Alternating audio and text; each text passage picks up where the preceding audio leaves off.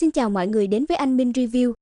Kết thúc tập trước, sau khi nhận xong ban thưởng thì chính vị thủ tịch liền dẫn đệ tử của mình trở về luôn, mà đêm hôm đó cũng là một đêm mất ngủ của tất cả mọi người. Thủ tịch của các mạch đều tập hợp những đệ tử tham gia thí luyện tại Vĩnh Hằng Chi Địa lại để căn dặn, mà Đan Mạch cũng không ngoại lệ. Giờ phút này, bên một vách núi tại Đan Mạch, nhìn đám đệ tử trước mặt, Thẩm Tố Băng liền lên tiếng căn dặn một vài điều trước khi mọi người tiến đến Vĩnh Hằng Tiên Tông tham gia thí luyện. Đó là khi tiến vào Vĩnh Hằng Chi Địa, tất cả mọi người đều phải nghe theo mệnh lệnh của Đàm Vân. Thấy tất cả mọi người đều gật đầu đồng ý, thì Thẩm Tố Băng mới bắt đầu giải thích qua một số thông tin cơ bản bên trong Vĩnh Hằng Chi Địa cho đám đệ tử này nghe. Theo như nàng nói thì ở bên trong Vĩnh Hằng Chi Địa, trừ Tán Thần Thâm Uyên ra thì những nơi khác đều an toàn, yêu thú cao nhất cũng chỉ là nhất giai với nhị giai độ khiếp kỳ mà thôi, thế nên cũng không gây ra đe dọa cho mọi người được. Thế nhưng địa phương bên ngoài đó lại không có gì đáng giá, bảo vật chân chính tất cả đều nằm trong Tán Thần Thâm Uyên. Nhưng mà ở cửa vào Tán Thần Thâm Uyên này lại tràn ngập một cổ lực lượng hủy diệt, người có tu vi càng cao đi vào thì lực lượng này lại càng trở nên cuồng bạo.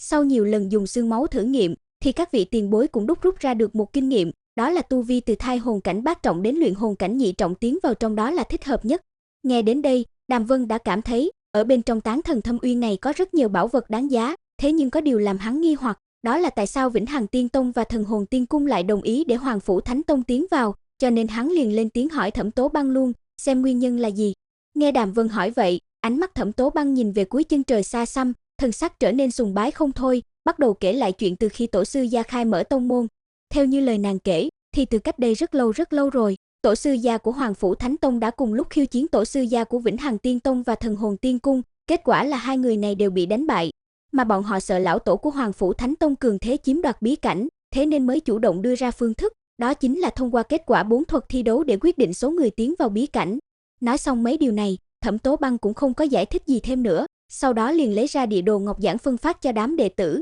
rồi dặn mọi người chi tiết hành động như nào sẽ do Đàm Vân phân phó. Nói xong nàng liền quay người rời đi luôn. Nhìn theo bóng lưng Thẩm Tố Băng dần biến mất khỏi tầm mắt, lúc này Đàm Vân cùng đám đệ tử mới dùng linh thức đảo qua ngọc giản, chớp mắt bọn họ đã nắm được địa đồ bên trong Vĩnh Hằng Chi Địa rồi. Thu hồi lại linh thức, Đàm Vân nhìn mọi người trầm giọng nói, tiến vào Vĩnh Hằng Chi Địa, tất cả mọi người lấy tốc độ nhanh nhất tiến đến lối vào phía đông Tán Thần Thâm Uyên 30 vạn dặm bên ngoài rừng cây, sau đó chúng ta sẽ lên kế hoạch đối phó với đệ tử của Thần Hồn Tiên Cung và Vĩnh Hằng Tiên Tông. Đưa ra kế hoạch xong, Đàm Vân cũng không ở lại đây, hắn lập tức đi tìm Tử Yên và Thi Giao để báo địa điểm tập kết cho hai nàng. Giờ thìn ngày hôm sau, trên Ngọa Long Thai lúc này đã tập hợp đông đủ đệ tử của các mạch tiến đến Vĩnh Hằng Tiên Tông tham gia thí luyện. Nhìn đám đệ tử bên dưới, Đạm Đài Huyền Trọng lần nữa nhấn mạnh về tính nguy hiểm của đợt thí luyện lần này, khả năng rất cao là đệ tử của Hoàng Phủ Thánh Tông sau khi tiến vào Vĩnh Hằng Chi Địa sẽ lọt vào ám toán của Vĩnh Hằng Tiên Tông và Thần Hồn Tiên Cung, có thể sẽ có người bỏ mạng bên trong thí luyện. Nói ra lời này, thấy thần sắc của đám đệ tử không chút nào sợ hãi,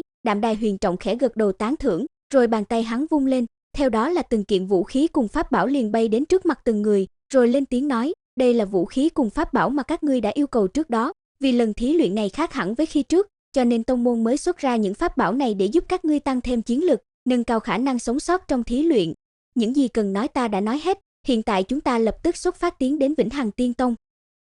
Nội dung tập này đến đây là hết rồi, để biết những nguy hiểm mà đệ tử Hoàng Phủ Thánh Tông sắp phải đối mặt là gì, các bạn nhớ đăng ký kênh để theo dõi tiếp nhé.